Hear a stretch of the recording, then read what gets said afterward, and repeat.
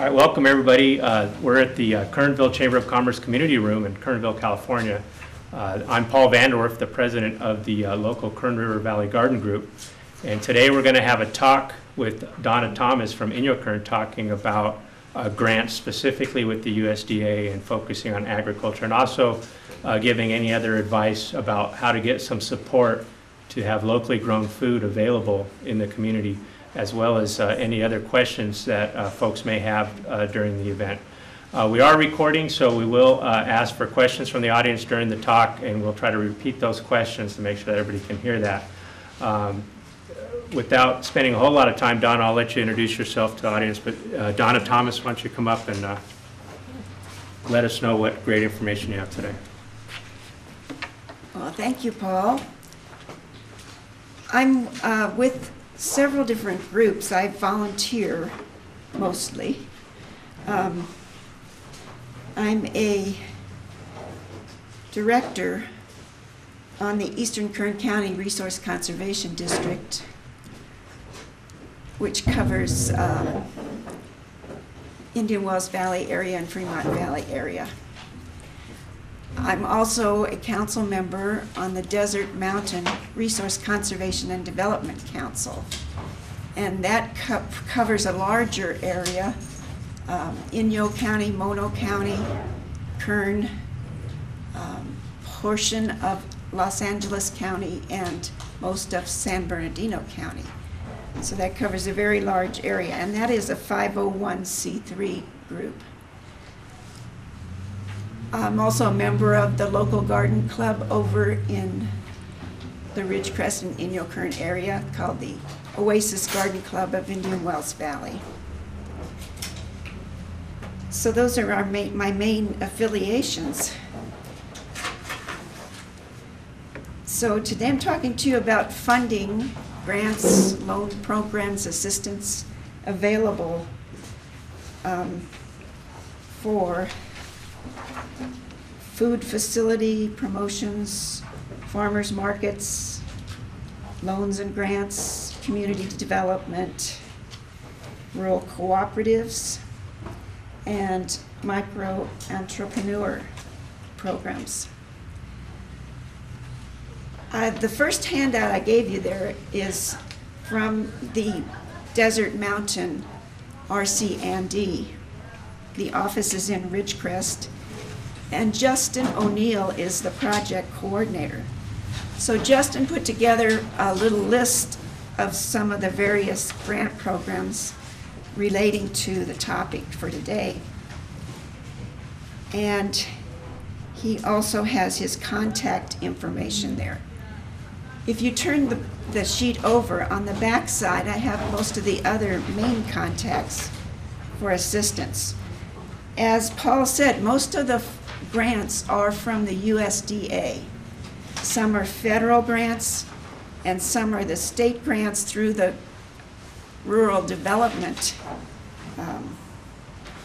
State Agency. Of course, besides that, there would be foundation grants and maybe private grants that you could also access or search out. When you do your grant searches, you could do them on your own, checking out websites like grants.gov, or just typing in rural development, and it'll take you to the state, California State Rural Development, and with a listing of all of their various grants and programs. And another contact for you is the Natural Resources Conservation Service, which is an agency under the USDA. And the contact for that one is Hudson Minshew, who's the district conservationist. And his office is at the Lancaster Service Center on Date Avenue in Lancaster. The rural development contact would be Dan Johnson. I don't know if he's been to your group to speak to you or not, but he might be another source of a program for you. Dan Johnson's office is in Bakersfield. And he would be able to give you information about what other rural development contacts you would need to access for more information on specific grants. But he has a general overview of all the grants that are available. He can direct you to people that can give you more specific information if you need it than what he has available at his office.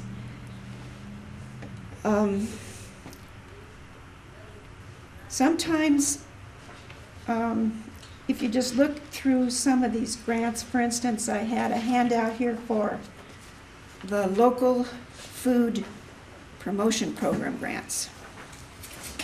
And it's one that's too quick a turnaround for you to apply for this year, because the date for applications is May 14th. And so that's just within a couple of days. But it is a federal program, and it has been granted, a grant has been awarded for this program to the Owens Valley Growers Association up in Inyo County. And so they can give more specific information about the application. They might even share with you how they put their application together and how it is working out for them. Another one that they did in connection with this local food promotion program was the Community Facilities Grant, which is from the Rural Development.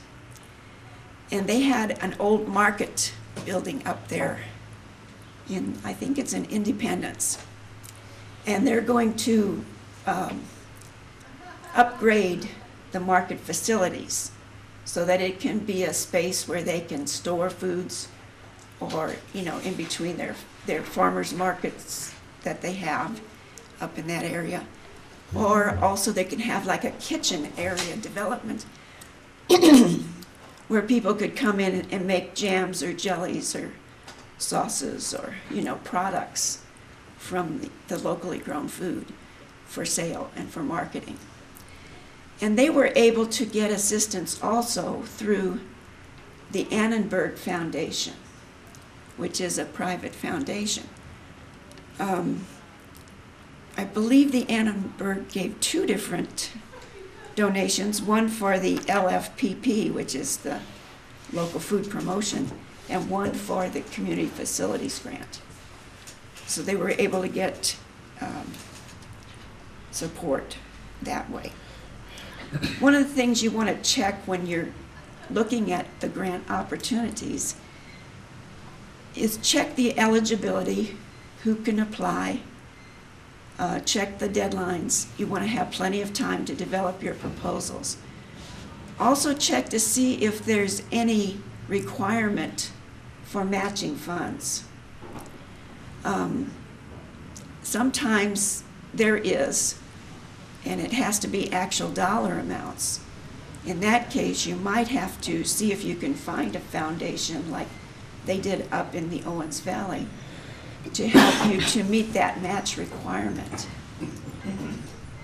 Or sometimes the match can be done as in-kind, which means that you could use labor volunteer groups to help donate materials to help with the project and that sort of thing. And the value of those services would be counted as your in-kind match for the grant. And sometimes you're fortunate to find a grant that says no match required. So that's the one that's really great.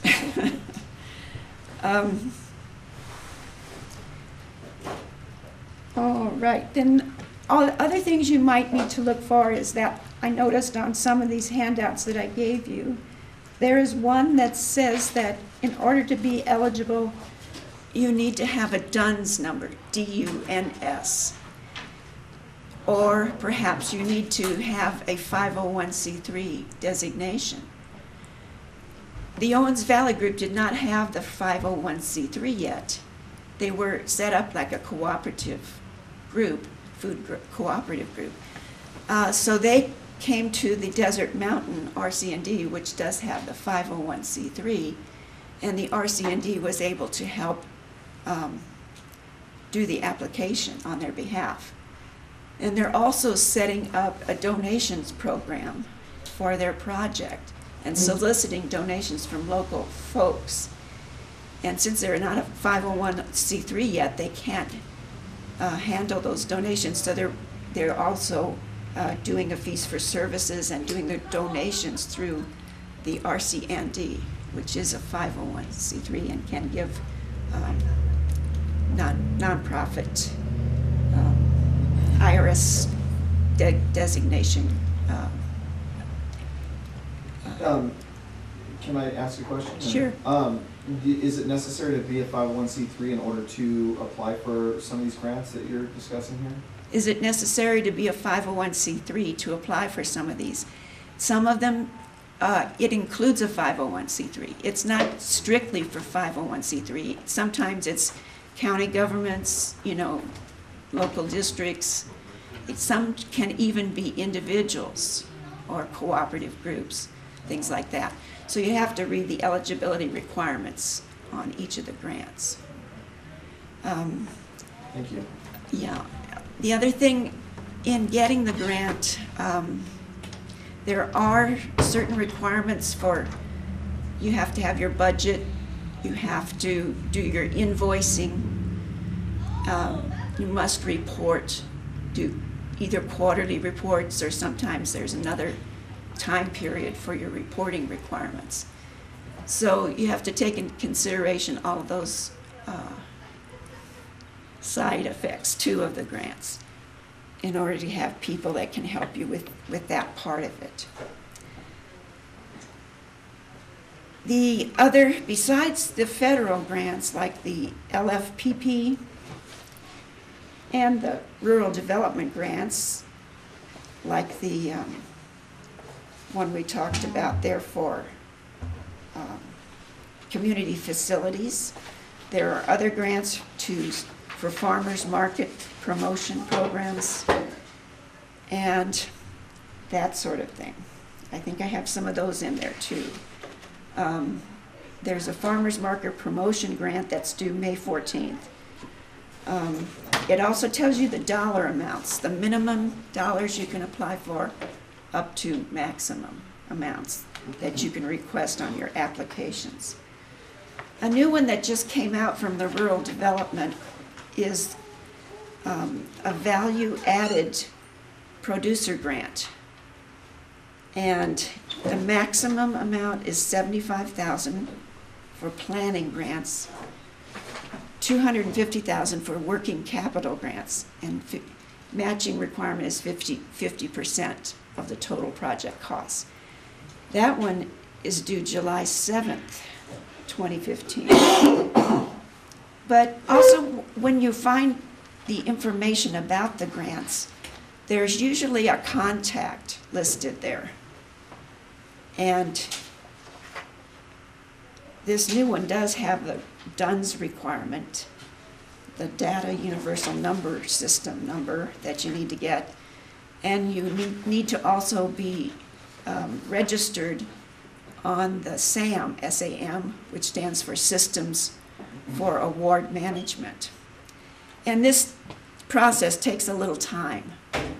So if you have a group that's interested in looking for grants or applying for some, you might want to take the time to do your DUNS number, be registered on the SAM registration program, so that that's all in place if you want to apply later.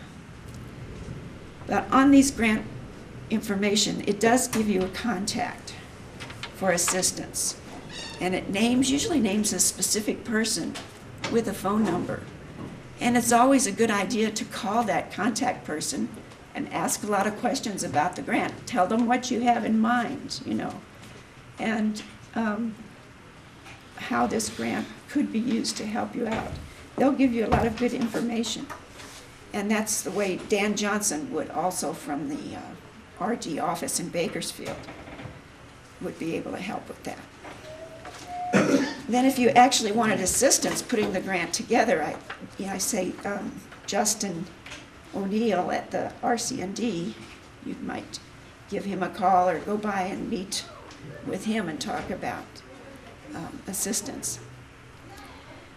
The other form of assistance would be through the NRCS, Natural Resources Conservation Service, and the office in Lancaster. There's also an office in Bakersfield.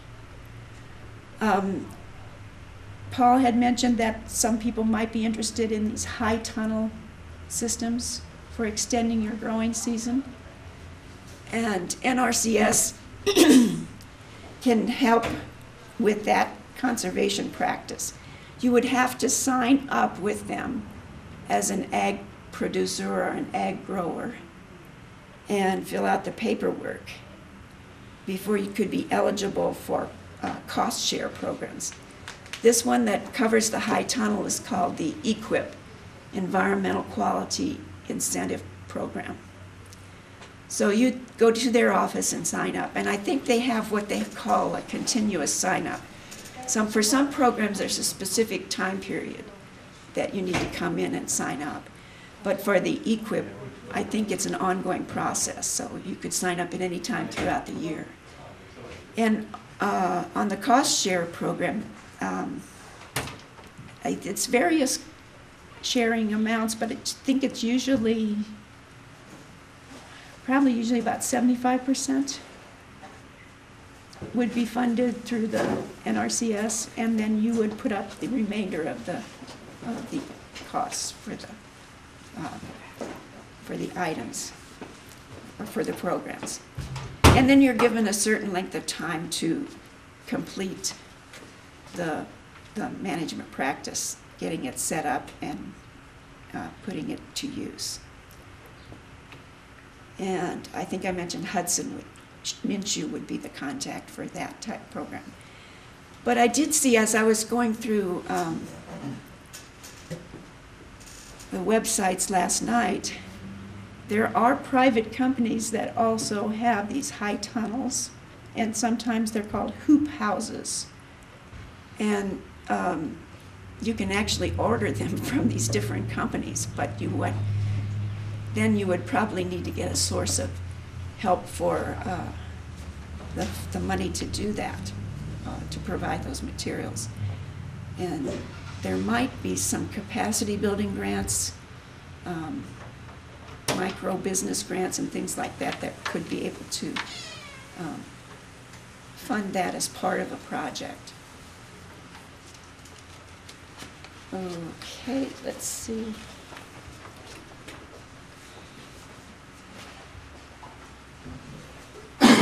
There are larger type programs through rural development, like I think the paperwork I gave you there was for direct loans and revolving loan programs and things of that sort.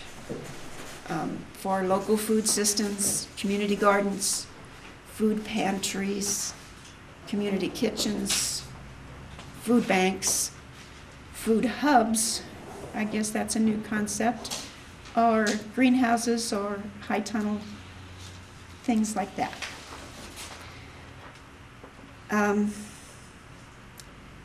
Then on the business side of it, rural business development grants can be obtained through rural development. And RBDG is one of the acronyms. RBEG, Rural Business Enterprise Grants, is another acronym, or RBOG, Rural Business Opportunity Grants. These are all various programs through rural development.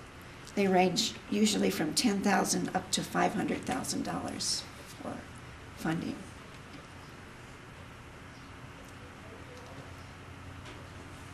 Well, I think that's the majority of the information I have for you.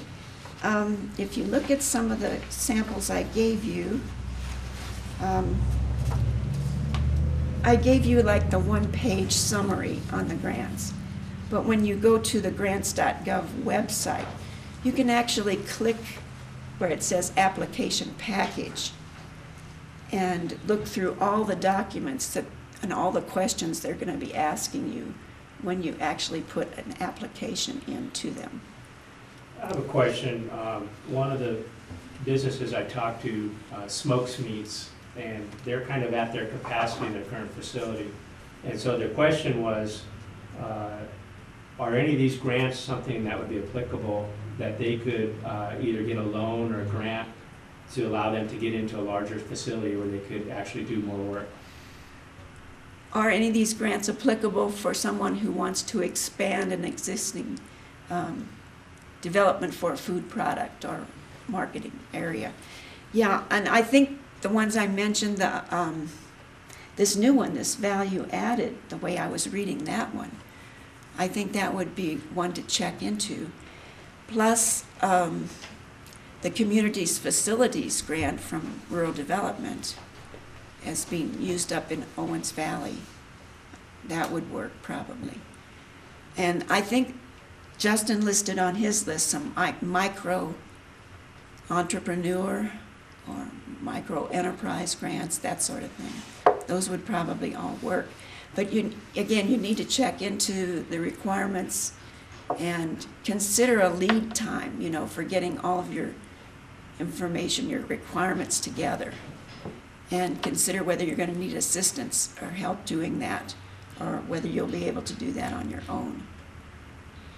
So, and I think it would be great to contact some folks that have already been awarded some of these grants, like the people from Owens Valley. I think, Paul, you have some contacts up in that area, like Jane McDonald or Julie. And I think they have a program manager now for both those grants. I think his name is David Woodruff, but I'm not sure about that. So they might be able to give you lots of assistance, and sometimes they're willing to share their applications, which would give you a template sort of to use to develop your own. Anybody else have questions? Oh, another group that might be able to help you is the KRVR group and the Kern Community Foundation. Those would be more familiar with your local area and might be of some assistance to you too. Thanks, Paul. All right, Donna, a lot of great information. And as we close, I just want to comment on a few of the things that were commented on. Okay. KRVR, of course, the Kern River Valley Revitalization, is a great organization to work with. They are able to work as a 501c3 if that's part of the solution that's required. Locally, we have the Kern Valley Growers Association, which does have the farmers market at Lake Shore in Wolford Heights and also at Onyx on the Rudnick property there. Jake Rudnick has been working on that. We talked about one of the grants being the deadline just in 2 days, today being May 12th and the deadline being May 14th. And I know Jake Rudnick had mentioned that he was working on one of those grants, and I think he had it ready to present. If you are working on a grant, it's a learning process, and so if you don't get it the first year, you might be missing a certain component, and then you learn from that and get it the next year. When I went up and talked with the folks up in Owens Valley, they had been working on getting their grants for 2 or 3 years, sometimes meeting as many times as 3 times a month to try to organize and bring together and find out exactly what they wanted.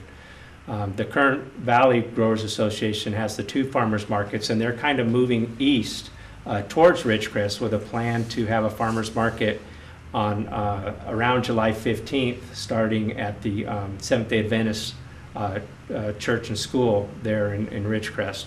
So hopefully that gets started. We also kind of have a farmers market group moving south from Mammoth, Bishop, and of course the Owens Valley in Independence and Lone Pine. And they're kind of moving south also towards Ridgecrest. I'm kind of from the Indian Wells Valley, Ridgecrest area. We don't have a farmer's market currently within 45 miles. And so that is a need. There's also a lot of talk about the meat production and the ability to process poultry as well as the beef, buffalo, venison, all kinds of different meat products. There is interest in expanding that availability. I also talked with tender cuts, and I'm not sure what their interest and availability is, but we do have some people with some expertise in our communities that we need to try to tap into and work together. I think another big need that Donna brought up was how do you prepare the grant? Those of us that are focusing on agriculture or on growing may not be the best at preparing these grants, and we need to work together to find those resources, to find who's available that can give us that information. The lessons learned, for example, Owens Valley, I'm sure they didn't get every grant they wrote. They might have wrote for a grant and didn't get it the first year, but they got it the second year. What are the lessons learned that they have? Because that's the same types of mistakes that we're probably making that we want to move towards. But this is great information. We attended, last night, I personally attended a Kern Community Foundation presentation and found that very informative and a great resource here in Kern County that is available. In addition, I've been working with the Farmer Veteran Coalition out of Davis, and they have some great awards without a lot of red tape. If there's any veterans out there that want to get into agriculture, they have education as well as equipment, and if you're in a need for a matching situation, the Farmer Veteran Coalition may be a way to match some funding. For example, on the high tunnel, you may be required to come up with 25%. Well, that's the type of organization that could come up with that 25% matching, and that way you're basically just doing your homework and getting ready to expand, and it's not costing you a whole lot of money out of pocket. With that, I'd like to go ahead and conclude today's talk. Thank you so much, Donna, for coming up to Kernville to talk with everybody. And we are going to have this out on the internet, so hopefully we'll have a lot more feedback and be able to do this in the future. Okay, two more that I want. All right, we're going to bring Donna back for an encore. There's a couple of things here that she wants to make sure to cover. Yeah, the two that I found last night, one was called SNAP support grants. And that is if you have an existing farmer's market, you apply for this, which helps you to be able to provide equipment and for new markets so that people can use their BET cards, you know, their allotments for food programs and that sort of thing to purchase the locally grown products. And there's another program called From the Farm to the School. Now this might be a more involved process, but to get your locally grown products on the menu for the school districts, there are grants available to help with that too. All right, thank you, Donna. And that's true. Last night when I talked with the representative at the Kern Community Foundation, there was a strong suggestion to try to work with the local schools, that's a way to get the education and to get the information into the community. And so there's just a lot of information out there. We're going to go ahead and conclude this now, and we'll start with our potluck in a few minutes. But thank you so much for coming, and this is the end of our talk for today. Thank you.